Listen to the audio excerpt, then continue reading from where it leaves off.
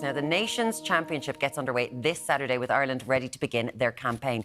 Here to explain all about the new competition and look ahead to the action is former Ireland and Munster rugby player Alan Quinlan. Good morning, Al. How are you? Morning, how are you? Lovely tan on you. A little bit of a little bit of a tan. He was away. Tell us about this new competition. Yeah, I think he's taking a breath. Everybody's asking about that. Obviously, a new competition, as you say. Historically, all the international teams would have went on summer tours and played 2 to 3 tests in the Southern Hemisphere. For example, Ireland would have went to New Zealand, played 3 tests, England to South Africa, etc., etc. Now they all play. They're now in a competition essentially. So Ireland they're in Australia already. They play Australia, Japan, and New Zealand in their 3 games. 6 Six Nations teams play the 6 Southern Hemisphere teams. Yeah. Japan and Fiji are included in that from the Sanzar teams. So, yeah, it's North versus South, effectively. Yeah. A 12-tournament competition that goes on over the next few weeks and again in November. And it's split up when we normally have the test matches. And the Southern Hemisphere come up here in November, and then there's a finals weekend in Twickenham at the end of November. So there's a trophy at stake here. So I think the difference is, obviously, you play 3 different games instead of 1 team over 3 weeks, and also there's a trophy at the end of it. So a lot of people would say the traditional test matches, that there's nothing at stake. Now there's World Cup rugby points and a trophy at the end of this. So essentially it makes these games more meaningful and a prize at the end, which I think will be fantastic the last weekend in November. The 12 teams play against each other, and there's obviously a trophy for the top 2 teams, but the other teams get ranked where they finish in a league table. And do you think this is good for rugby? Like, because you're bringing in Fiji and Japan as well. Yeah, I think it is, and some would argue that you're excluding the second-tier nations, that they don't get to play against the Tier 1 teams. But again, this weekend there's a Tier 2 competition as well, so 12 teams. So every team at the World Cup next year will be playing this weekend.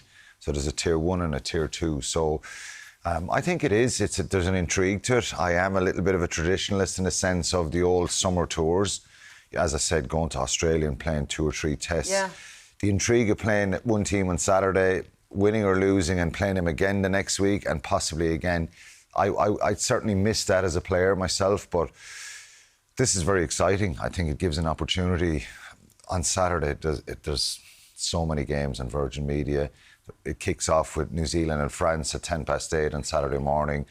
I think South Africa, England in the afternoon. There's so many intriguing, brilliant rugby matches all day long. Yeah, there's a huge amount that's going to be going on between the GAA, this, and the football. It's like, I'm Wimbledon. Rugby people will be saying this is a little bit of a distraction now from the soccer, the World Cup.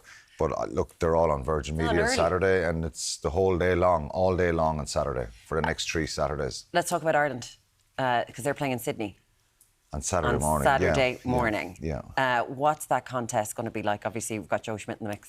Yeah, I think there's always an intrigue with Joe involved because of his time here in Ireland, with Leinster in Ireland. And him and Andy Farrell are very different people. Yeah, they are, but they worked together for so long. They went against each other last year with the British and Irish Lions last summer. That was a brilliant series as well. And I think Joe he's finishing up with Australia soon.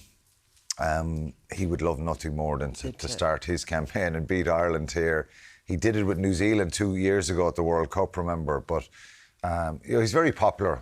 It's hard to kind of know how this game will go, Muireann, because both teams, Australia haven't played internationally since last November, Ireland for a couple of months in the Six Nations. They finished the Six Nations very strongly. So it's a little bit about who gets up and running quickest and starts better. But Ireland have a really good history recent history against Australia. They've won the last 5 matches.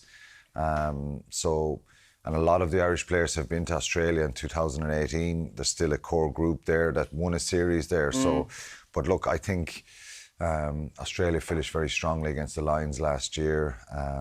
And there is a great intrigue. So, a few Irish players missing, a few Australian players missing, but there's still 2 very, very good teams. I'm bringing it back to the provinces now. Obviously, Leo Cullen is gone from Leinster. What do you think is going to happen there? Well, I think, first of all, I think he had really good success. Absolutely. he copped a little bit of criticism, I think, in recent years, having lost the European finals. I think the type of player they have and the quality they've had for years, there's an expectation that comes that you're supposed to win every year. They've been in so many finals, very disappointing losses in the European ones. So, look, I think he's done a fantastic job. I think it's 7 trophies there he's won. In a sense, maybe it's time for some sort of change or a freshening up of the group. He's probably seen that himself and decided to move away. It's very taxing being a head coach of a team like that. It takes up your whole life, really. So, I think it was a little bit of a shock a few weeks ago when it came out. And names started flying around very lively. A fella you'd be texting a lot, maybe FaceTiming. Raj's name has been connected to the Leinster team. What do you make of that? Any chance? Yeah, I think Munster, first of all, Munster people would be shocked and disappointed probably. The die-hard Munster fans, the die-hard Leinster fans maybe might not want him because of the obvious rivalry between Munster and Leinster, and La Rochelle beating Leinster in 2 European Cups as well recently in the last couple of years. So if you take that out of it, the rivalry, I think his quality and what he's done in France and what he's achieved would be an attractive proposition, I think, for Leinster and for him. I don't know, will it happen? Who knows? Felipe Contepomi would be another person who'd be linked, Scott Robertson. So it's a very, very attractive job, Muireann, because they're going to be competing at the top level every year. So from a cynical kind of point of view for Rog, I think it would be a good fit for him, but I'm not God, sure everyone you've become such a journalist. He's not saying that, and he knows way more. As a Limerick more. woman, a Munster woman, No, maybe? I'd actually find it would stick in my craw, but I can see why he'd do it. It'd be quite strange, and be like someone going from Everton to Liverpool or vice versa, or I don't know. He knows more than he's saying. I don't, genuinely, I don't. I do think that it would be an attractive proposition, as I said, because they're a very, very strong team, but I think Munster people would be, if they saw Rog winning in a Leinster... Can you imagine? Oh my God, there'd be war. The colours. I don't know what would happen, though, to be honest. Quinny's going to be getting up early on Saturday morning, taking over for the Ireland AM crew. We might get you to host some, I don't know, you might do a doggy show, a fashion show for us as well when he's doing it. Should be a brilliant day. Coverage of the Nations Championship.